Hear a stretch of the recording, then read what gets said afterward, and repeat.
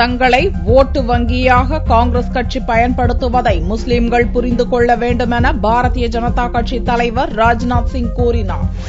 உத்தரப்பிரதேச மாநிலம் புலந்த்ஷார் பகுதியில் நடந்த பாரதிய ஜனதா பிரச்சார பொதுக்கூட்டத்தில் கட்சித் தலைவர் ராஜ்நாத் சிங் பேசினார். அதன் பிறகு செய்தியாளர்களிடம் அவர் கூறுகையில், காங்கிரஸ் தலைவர் சோனியாவும் டெல்லி இமாம் புகாரியும் சந்தித்து பேசியதில் எந்த ஆட்சேபனையும் இல்லை என்றும், அதே நேரத்தில் சாதி மதத்தின் அடிப்படையில் பிரிவினை அரசியலை யாரும் நடத்தக்கூடாது என்றும் கூறினார். முஸ்லிம்களை காங்கிரஸ், சமாஜ்வாடி, பகுஜன் சமாஜ் கட்சிகள் மனிதர்களாக பார்ப்பதில்லை என்றும், ஓட்டு வங்கியாகவே கருதுவதாகவும் அதை முஸ்லிம் மக்கள் புரிந்து கொள்ள வேண்டும் எனவும் ராஜ்நாத் சிங் கூறினார். कोई किसी से मिले इस संबंध में मुझे कोई आपत्ति नहीं है, मुझे कोई टिप्पणी भी नहीं करनी है, लेकिन इतना मैं कहना चाहता हूं कि समाज को बांट कर राजनीति नहीं करनी चाहिए, समाज को जोड़ कर राजनीति करनी चाहिए, जाति पंथ मजहब की राजनीति नहीं करनी चाहिए, इंसाफ और इंसानियत की राजनीति करनी चाहिए और राजनीति देश के लिए करनी चाहिए। मैं समझता हूं कि मुस्लिम समाज का व्यक्ति भी अभी हकीकत को समझने लगा है कि मुस्लिम समाज को एक इंसान नहीं मानते बल्कि एक वोट बैंक मानकर यह चलते हैं। आपकी पार्टी क्या मानेगी अगर आएगी सरकार? इंसान